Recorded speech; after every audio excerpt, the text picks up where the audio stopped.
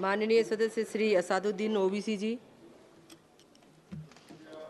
मोहतरमा चेयरमैन साहिबा, मैं शुरुआत में अपनी तरफ से ताज़ियत पेश करना चाहूँगा उन 26 लोगों को जिनका नाम पूछकर और मुसलमान नहीं होने के नाते पर उनको गोली मारकर कत्ल कर दिया गया।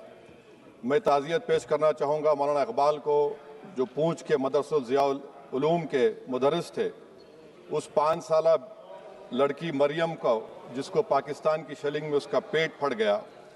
मैं ताज़ियत पेश करना चाहूँगा मैडम जैन अली और उर्वा फातिमा, इन दो जुड़वा भाई बहनों को जिनकी उम्र 14 साल थी, लांस नायक दिनेश कुमार को, बीएसएफ के सब इंस्पेक्टर मोहम्मद इम्तियाज़ को।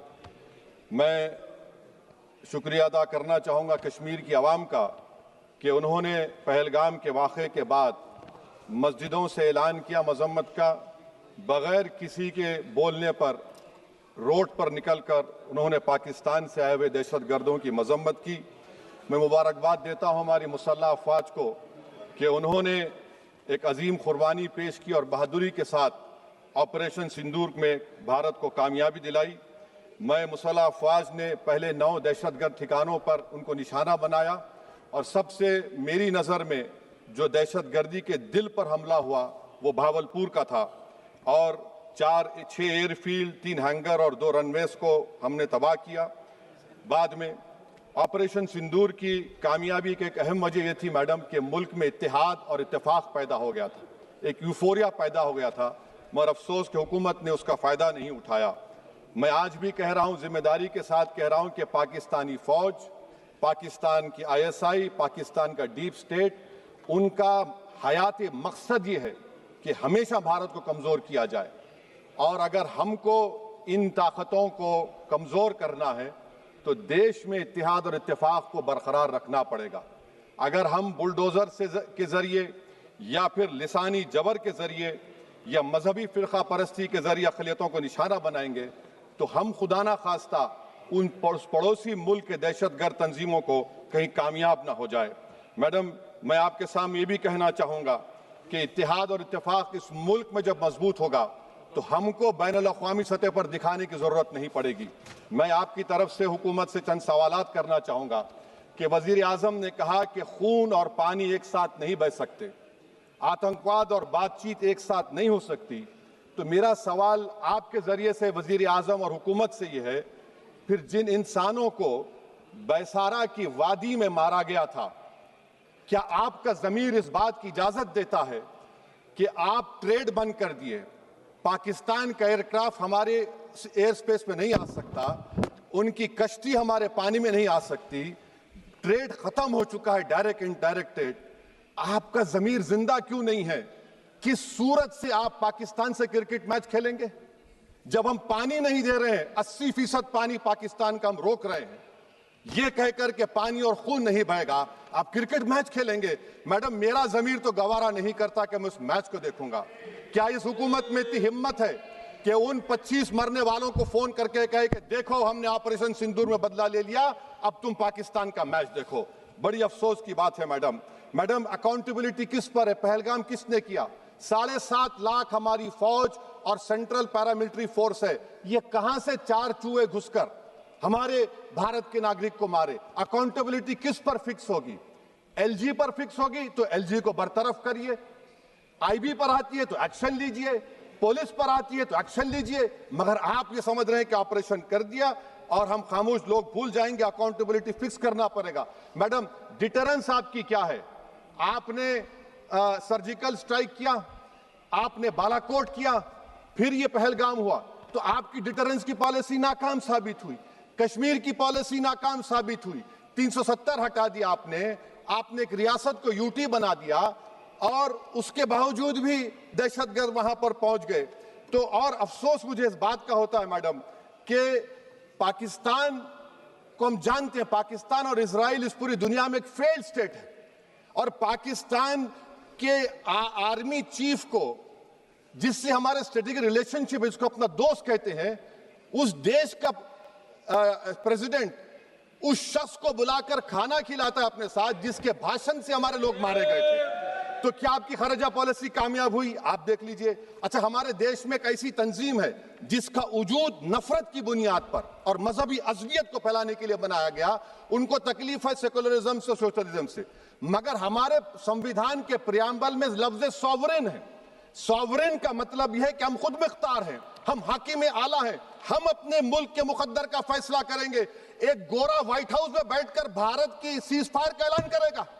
यह आपका नेशनलिज्म है? अफसोस होता है मुझे सर। मैडम मैं आपसे पूछना चाह रहा हूं कि अगर एक चचा सैम ऐलान कर रहे हैं तो हमारी फौज पर क्या असर पड़ा होगा?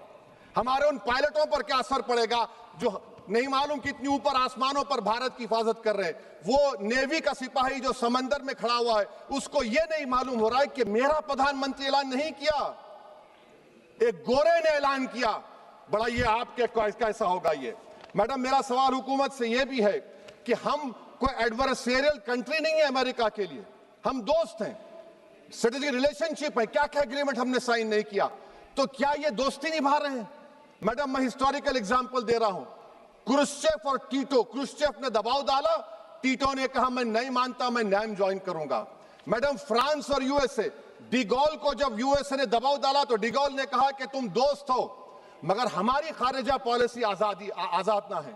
मैडम वहीं पर आप देखिए गुजराल साहब, जिसको कहते सबसे कमजोर थे, वजीर आजम थे, उन्होंने बहादुरी का मजारा किया, रिफूलिंग करने नहीं दिया। वियतनाम 20 साल यूएसए लड़ा मगर झुका नहीं, और हम उनको बोल भी नहीं पा रहे, उनको बोल भी नहीं पा रहे। हम तो कोई दुश्मन मुल्क तो नहीं है अमेरिका के, ये आपको समझने की जरूरत है। और मैडम यहां पर वजीर खारजा ने कहा वो चीन गए, डिप्टी चीफ ऑफ स्टाफ ने कहा कि चीन के इक्विपमेंट एक लाइव लैब था हमारे उनके लिए। क्या आपने कहा चीन को कि तुमने क्यों दिया पाकिस्तान को हथियार? आप नहीं कहे। और मैडम आप जानते हैं कि रक्षा मंत्री ने कहा कि स्विफ्ट एंड प्रोपोर्शनेट, तो फिर जो इंडोनेशिया मिलिट्री अटैचे ने कहा कि हमको कहा गया मत मारो, हम सेल्फ डिफेंस में भी नहीं मार सकते थे पाकिस्तान को। और अगर आप ट्रंप के बयान को गलत कह रहे हैं कि 5 एयरक्राफ्ट नहीं गिरे, मैं यकीन करता हूं आपकी बात का, आप हमारे पायलट्स को कमेंट करिए ना, हमारे पायलट्स को कमेंट करिए कि हम अपने पायलट्स की तारीफ करते हैं, आप वो भी नहीं करना चाहते। मैं हुकूमत से जानना चाहता हूं मैडम कि क्या फ्रांस ने हमको सोर्स कोड नहीं दिया जिसकी वजह से हमारे एयरक्राफ्ट को क्या नुकसान हुआ? अब मुस्तकबिल में आप हथियार खरीदेंगे तो क्या आप सोर्स कोड हासिल करेंगे? और मैडम मैं आपको बताना चाह रहा हूं, मेरे सवाल का जवाब हुकूमत दे, हमारे पास सैंक्शन जो स्क्वाड्रन है 42 है, 60 साल के बाद सिर्फ 29 काम कर रहे हैं। पाकिस्तान के पास 25 हैं, चीन के पास 50 से ज्यादा हैं। 11 साल से आप सरकार में हैं, सबमरीन नहीं है, थर्ड एयरक्राफ्ट कैरियर कहां पर है आप बताइए। और मैडम FATF में लाना पड़ेगा आपको। अगर आप विश्व गुरु हैं तो हम आपको चैलेंज कर रहे हैं, आप G7 के कंट्रीज को, GCC को और चचा सैम को राजी कराइए कि पाकिस्तान को, मैडम खत्म कर रहा हूं, FATF में दोबारा लाया जाए। मैडम ऑल पार्टी मीटिंग हुई, देखिए कितना कॉन्ट्रडिक्शन है केंद्र सरकार में और स्टेट सरकार में। ऑल पार्टी मीटिंग में मैं था, केंद्र सरकार ने कहा कि नहीं, बैसारन मिडोस पर तो कोई जा ही नहीं सकता, जून से पहले इजाजत लेना पड़ेगा। बाद में हमको मालूम हुआ कि साल भर खुला रहता मिडोस सिवाय बारिश और स्नो के। ये कॉन्ट्रडिक्शन है केंद्र सरकार में। वहां पे मैं हुकूमत से मुतालबा करता हूं मैडम आपके जरिए से कि कौमी सिक्योरिटी को, नेशनल सिक्योरिटी को, खारिजा पॉलिसी को, फॉरेन पॉलिसी को राजनीति का मुद्दा मत बनाइए, राजनीति का मुद्दा मत बनाइए। ये हमारे मुल्क में मुफाद होगा, हमारे मुल्क के इत्तेहाद और एकजुटती को आप एक वोट का जरिया मत बनाइए। और मैं एक आखिरी बात पूछ रहा हूं मैडम, क्या चीन ने हमसे कहा था कि सीज फायर कर लो? और कैसे पाकिस्तान ने हमारे पायलट्स की बातों को सुना कि हमारा कम्युनिकेशन एनक्रिप्ट नहीं है?